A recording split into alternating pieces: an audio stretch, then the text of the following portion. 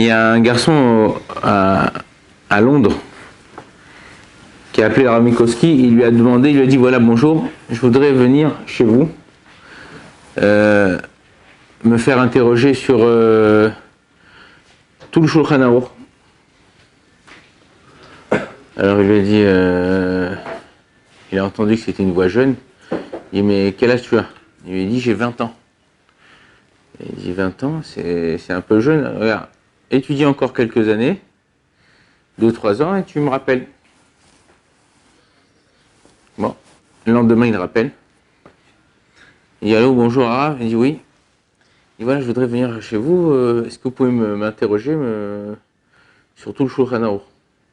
Orach Chaim, Yoreh Deah, Even Ezer, Choshen Mishpat. Il a dit mais tu m'as appelé hier, je t'ai dit que attends 2-3 ans et Bezrat Hashem ça. Oui mais bon, Bémet, je suis Baki, je connais bien, vous pouvez me poser avec les Nosekelim, c'est-à-dire les commentateurs du Shulchan Aruch. Rappelle-moi dans quelques années. Accroche. 3e jour. Il rappelle au bonjour Arav, oui. Et voilà, je vais vous demander, est-ce que je peux venir chez vous pour vous interroger sur le Shulchan Aruch? Il dit, mais je comprends pas, tu m'appelles hier, avant-hier. Je t'ai dit non, je t'ai dit, t'as 20 ans. Un garçon de ton âge, il sait pas, il n'est pas encore prêt à... Il connaît pas. Il a dit, s'il vous plaît, j'ai besoin que vous me truc, je connais... Il a vu qu'il insistait, il a dit, c'est quoi? Viens demain. Viens demain. Le lendemain matin, il arrive chez le Rav, tape à la porte. Il dit oui, bonjour, voilà. Ah, il voit un petit jeune. Il dit bon, voilà, prends le Shulchan Aruch. Il chol Shabbat. Il lui pose une question. Et tu vois le jeune. Il lui dit la lacha, il lui dit le char, le Magen Avraham, le tas, Ah, quoi la carotte. Il dit bon, ça c'est Orach Chaim en général, c'est un peu plus facile. Yoreh Deah. Prends Yoreh Deah. Hop, il chod Basar Bechalav, il pose une petite question. Il répond. Hop, et commentateur, il explique. Il dit bon, quand la carotte, c'est bien. Il dit Even Ezer. Ezer, c'est tout ce qui est du mariage jusqu'au divorce. Pose une question, il répond parfaitement. Non, il n'a pas dit avant sur quoi il allait l'interroger. Il dit bon, Choshen Mishpat. Choshen Mishpat. Impeccable. Il répond. Le Rav, il se lève devant lui et il lui dit attends, mais je comprends pas. On va dire, je retire mon chapeau. Il dit je comprends pas. T'as 20 ans et Blia Inara pour toi, t'es Baki, tu connais parfaitement le Shulchan Aruch, avec pas seulement le Shulchan Aruch, mais avec ses commentateurs. Il dit mais comment t'as fait? Qu'est-ce que t'as fait de spécial? Il dit rien, j'ai étudié, à chaque fois je revois ce que j'étudie, je revois. Il dit non mais c'est pas possible. Mais moi à mon âge, j'avais pas ces connaissances. Qu'est-ce que t'as fait? T'as pas fait quelque chose? Alors le petit jeune il explique, il dit voilà, quand j'avais 15 ans et demi, j'étais à la Yeshiva et on était assisté un jour de Sefer Torah et vous savez, chez les Ashkenazim, le Sefer Torah, c'est comme chez nous, chez les Sfaradim marocains, c'est sur des bois. Alors que normalement, le Sefer Torah, il est dans un boîtier. C'est un boîtier avec le parchemin à l'intérieur. Chez les Sfaradim, c'est comme ça. Les Ashkenazim, c'est un rouleau. Et en général, dans l'année, chez les Ashkenazim, quand ils font la Hagba, ils lèvent le Sefer Torah. Vezot Torah, cher, ça, mon cher, ouais. Ils lèvent et l'écriture, elle est face à celui qui lève et face aux gens derrière. Donc, il se tourne du côté droit.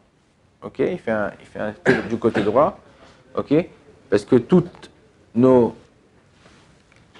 à chaque fois qu'on se tourne, c'est bien de se tourner du côté droit. Et donc, il se tourne du côté droit comme ça. Il fait montrer l'octave.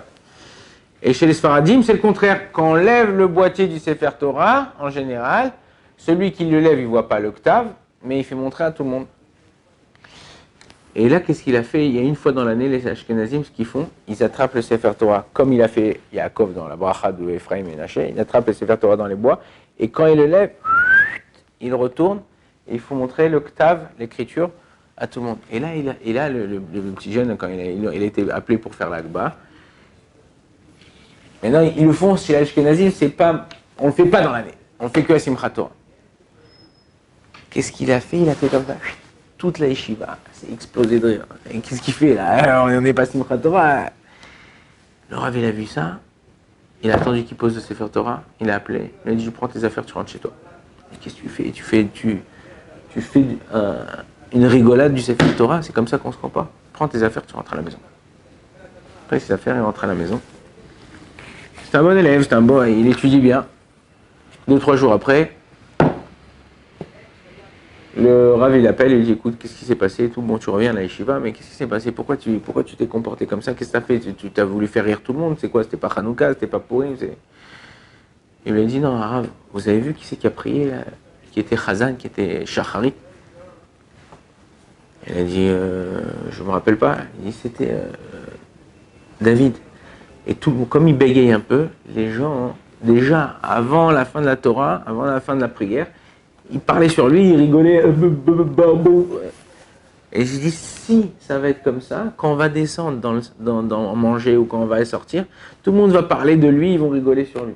Donc j'ai dit, je suis obligé de faire un maasé, un acte, qui va les faire rire, et ils vont oublier le premier maasé pour ne pas faire honte au Chazan. Et il a fait comme ça. Il a dit, depuis que j'ai fait ça, je sais pas, j'étudie et j'oublie pas. J'étudie et ça reste dans ma tête. J'étudie, tu lis une fois, 2 fois, hop, ça reste dans sa tête. Il dit comme ça, j'ai passé sur le. J'ai dit, si autant qu'à faire, je lis et je retiens. Autant passer sur le Shulchan Arour, je suis passé sur tout le Shulchan Arour. Passé sur. Il dit, ça, c'est quand tu fais attention de ne pas faire honte à l'autre. Tu fais attention du kavod, du chéni.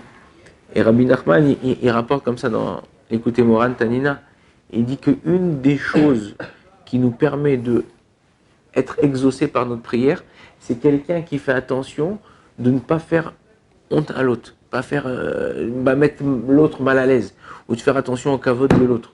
On voit ça avec Yosef Hatzadik. Yosef Hatzadik, il n'a pas voulu faire honte à ses frères, il a fait sortir tout le monde. Vas-y, tout le monde va là, il a commencé à leur dire, allez Yosef, quoi?